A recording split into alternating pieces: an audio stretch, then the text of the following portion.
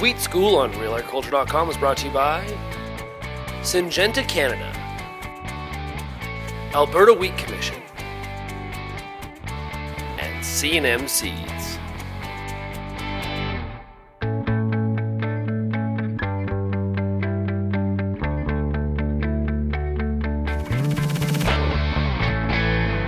Welcome to Real Agriculture's Wheat School series. I'm Kara Oosterhuis. In this episode, I talked to Breanne Tidemann, who is a research scientist with Agriculture and Agri-Food Canada in Lacombe. Breanne and I talk about herbicide resistance and some of the research she's been doing with it involving harvest weed seed control and the Harrington seed destructor. So herbicide resistance is increasing globally. The top 3 countries with herbicide resistance are the United States, Australia, and Canada is actually third. There tends to be a bit of a misconception that we don't have a lot of herbicide resistance, but unfortunately we are catching up, and we are seeing more and more of it in Western Canada. So what is the number one weed you are seeing resistant in Western Canada right now? In Western Canada, our primary herbicide resistant weed is wild oat. We're seeing a lot of resistance to the grassy herbicides, our group 1s. We're seeing more and more resistance to the group 2s. We're seeing producers go back to using triolate, which is an older herbicide, to manage wild oat, except there was resistance to triolate in the early 90s, so it probably won't take long for that seed bank to build back up again and have resistance there. And we've also seen some cross resistance to newer products like group 14s and group 15s, which was a little bit unexpected, and that was reported from a master's student at the University of Alberta, that there was a population with resistance to 5 different herbicide groups. So. What sort of research have you been doing to work with herbicide resistance? So a lot of the work that I've been involved in as part of my PhD was looking at harvest weed seed control, which is a method of weed control from Australia, and looking at its potential here, what weeds we could potentially target, how it would maybe fit into our systems. We're looking at things for wild oat, like cutting off the panicles, cutting off the seed heads, just to see if we can stop some of that seed production and those seed bank inputs.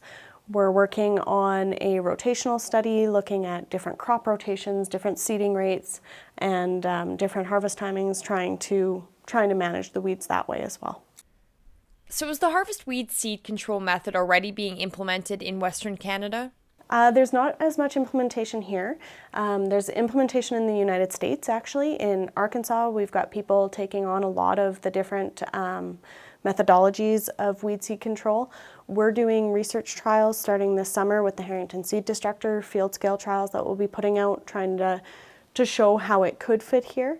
One of the limitations has been that a lot of the methods require burning or additional labor, which our producers haven't really been interested in.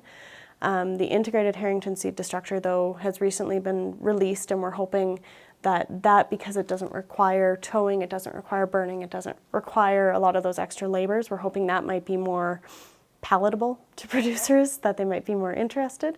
And the price tag has come down a little bit to about $70,000 US.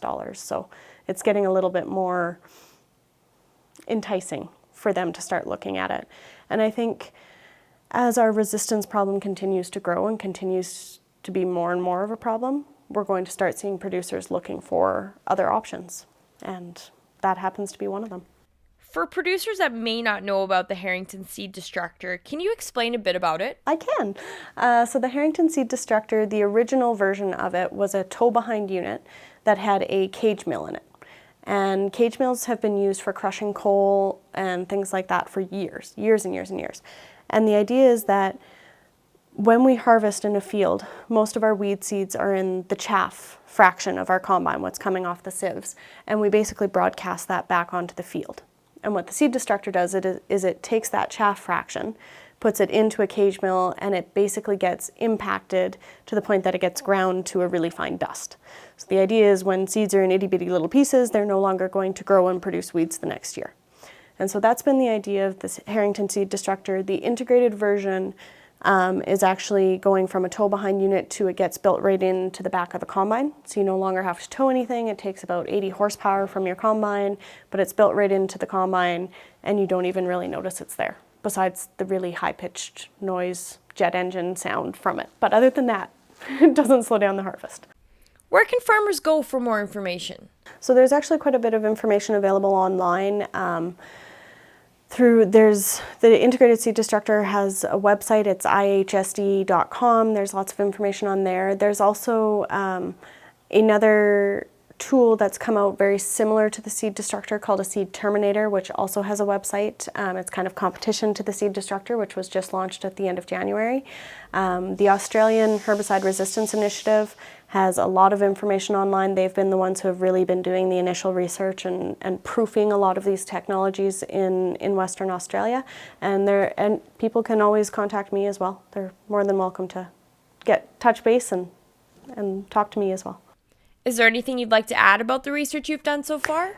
Just that the initial work that we've done with the Seed Destructor, any of the weed seeds that we've put into it, even small seeded weeds like kochia, we've had greater than 97% control on them. So it does look like a promising technology, not that that's the only one they can use. If producers have any other ideas or any other methods, it's as much diversity as possible is really the message.